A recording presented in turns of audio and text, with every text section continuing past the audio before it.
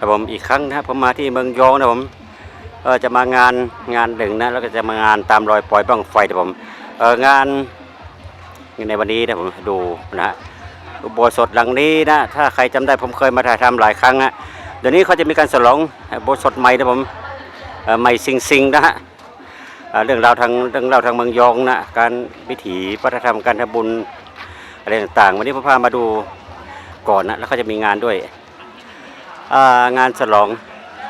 หยาดน้ำถวายตาลพระอุโบสถใหม่นะผมวัดบ้านแพทย์นะตัวนี้นะผม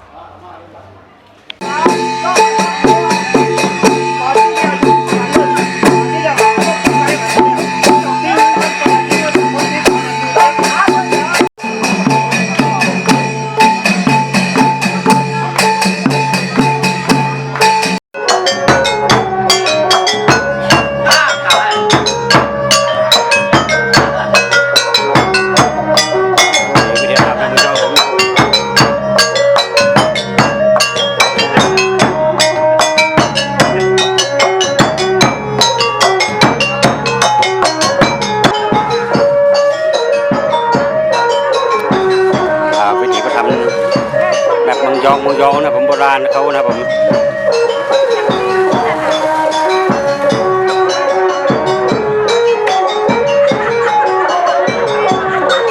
ใจโยหาหรือไรเป็นปัจจัยไรใครจากกิเลสสามีจันโทเปเกนหายาไรกัดนิกาเตดีเดียงสีเตจากกุสานาพุทธิสันตาราสีอันมีนามีมาปุณาสาธาชนกันน้อมเข้ามาปฏิปิตันถึงใน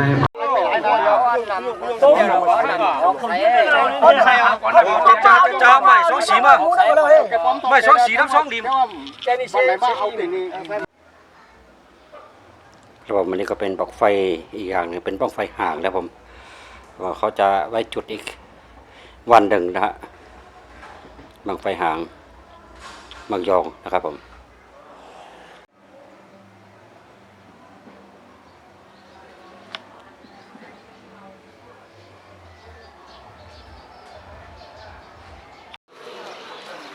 แล้วก็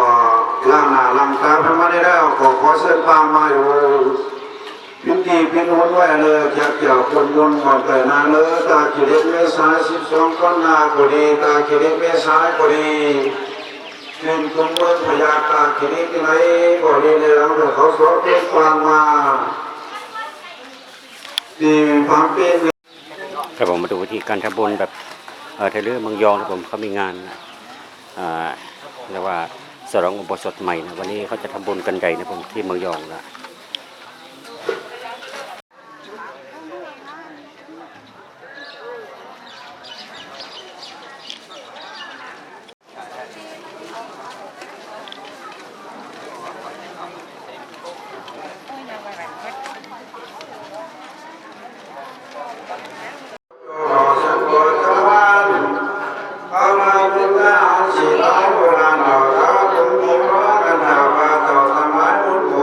เ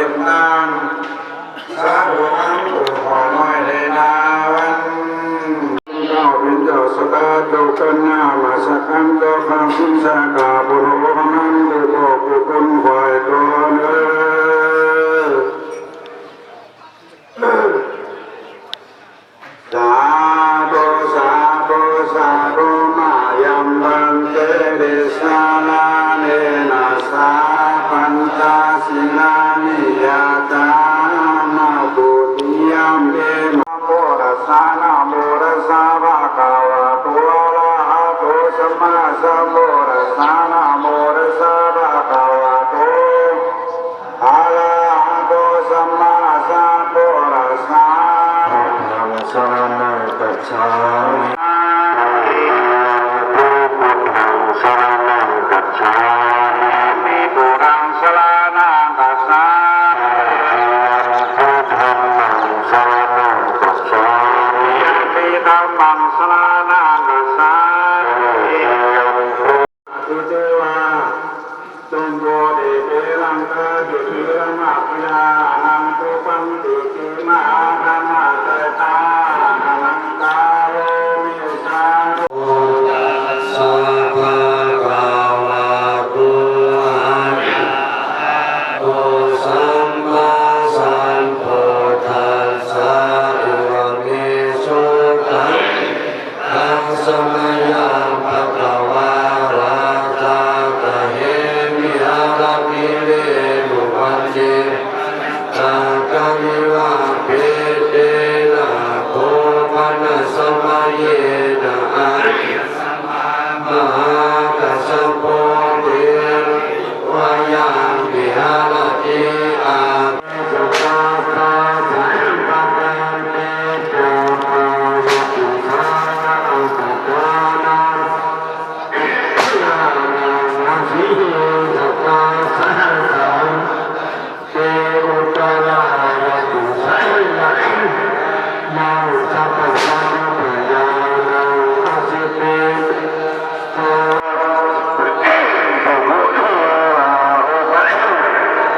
อุปัสสิกาวานาสัพพะโตสัพพุติวาปิชโตวาปิชติวายาโควาเทวานาโควานาเทวาสุวรรณวาเทวาลัมมาอุทิกตายุวันสุขะปะละสักกาวติเราสุขะปะโลอารันตัง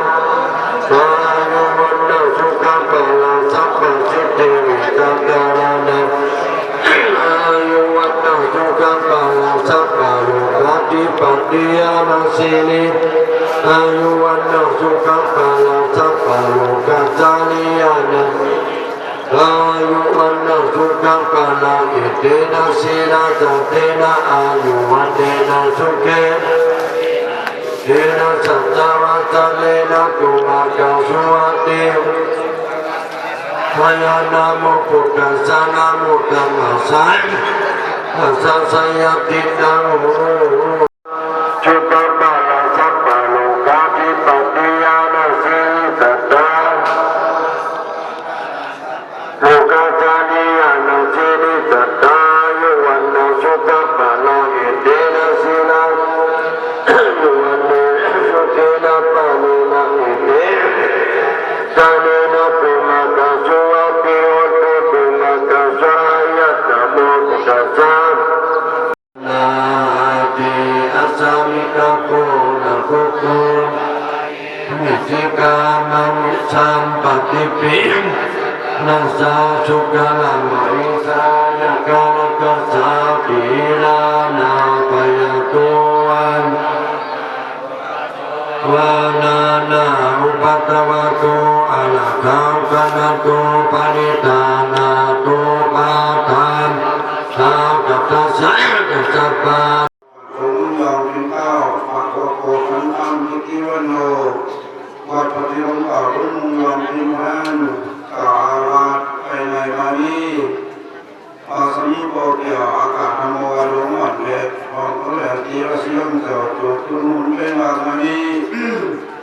นายสัญญาสัญญามิงเล่าของเขาเล็ดดาวแหลมตัวเชื่อเขาเกียรติองค์ภากาภูพกะอาคาสุสานเต็มไม้ภายเนื้อมันเล็ดทางมูลกับคุณประธานมิงเล่าเจ้าสลาลงว่าพระที่เกียรติโตเมื่อถึงยาวโปรดสายน้องคงตาลองหนองมาน้องขาดคันโยธามันสิ่งที่นำสิ่งที่ไปตึ๊บหลังคุณโปรดก็จะถุงไปดอกข้ามสุดไปดอกเขาตายออกมาแปะตายไรกว่าจอปะตาตันตุงมองที่อุปสรรคแต่พยามานก็ลองเหตุที่แก่พอเรื่องพบอยู่ด้วยการเที่ยวตะวันไม่ไหวอะไรต่างอยู่ที่เดินทางบุญและงานพระเกิด ยุคผู้ฟังดูออกไปจะอยู่เอานิ้วนับเรายังรู้จะชื่อมารับไปอยู่ต่อในทางที่คุณมา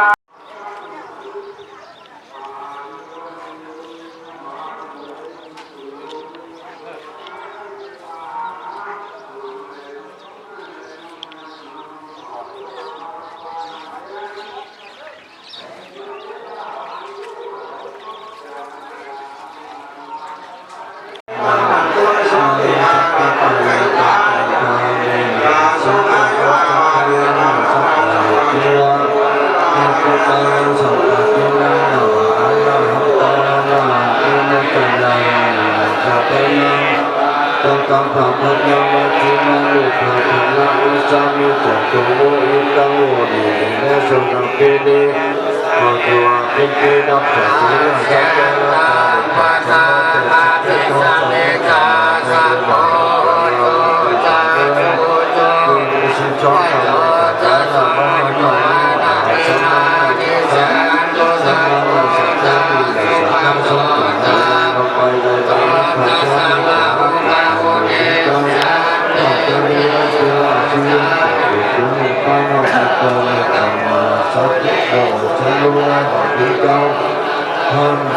Serta tidak dapat ditolong Hãy subscribe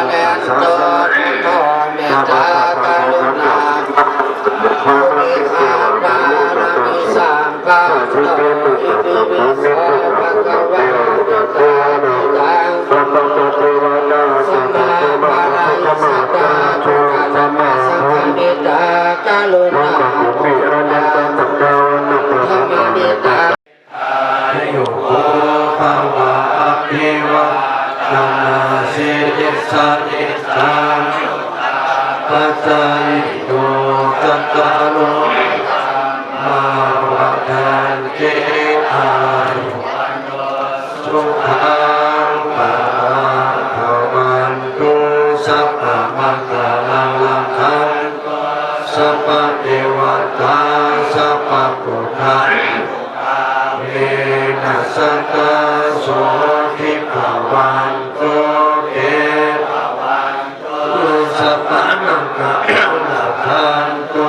kênh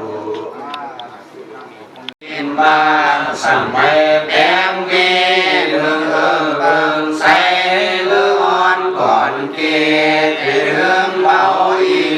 Để không bỏ lỡ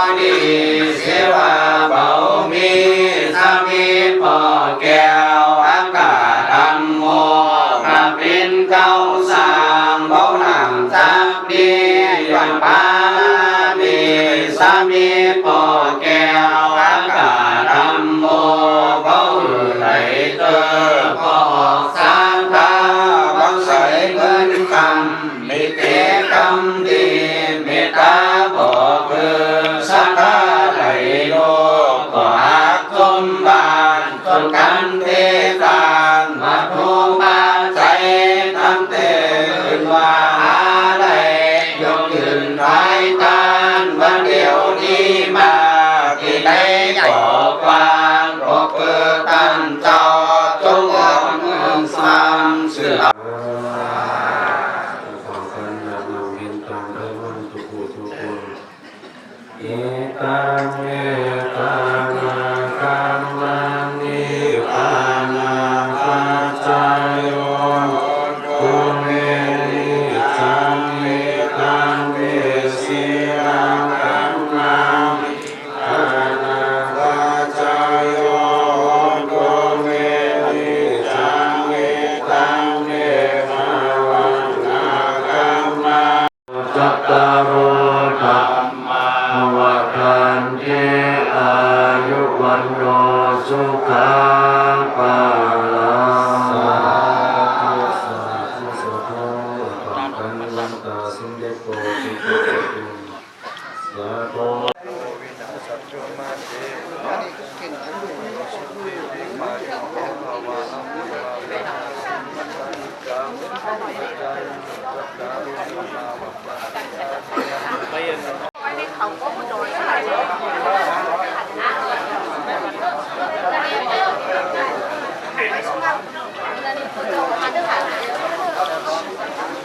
ลังเกสัพพะลังเกียอาสัพพะกิเลสเพ็นจิตาอนุตตรังสัมโพธินาภิกขาปุโตเทวานาอภิเทโวนาภิภูมานาอภิภูมาโลกนาภูภาปัญญวัตสัสอเนภควาเทนะพนาโมโสวาอิติเวลาวันโนอภัยยาตุตุตุตุตุวะอิโตตุวันโตนังพยายันตุสัพเพมิตาโนสัพเพอมิตาโนสัพเพมัสสตาโนปุณโภอนุโมทันโตนันโตพระโมสัมมาสัพเพมิตาโนสัพเพอมิตาโนสัพเพสัมพุทธะโนปุจจโตอนุโมทันโตขันธ์โตพระมุตตมังพุทธัง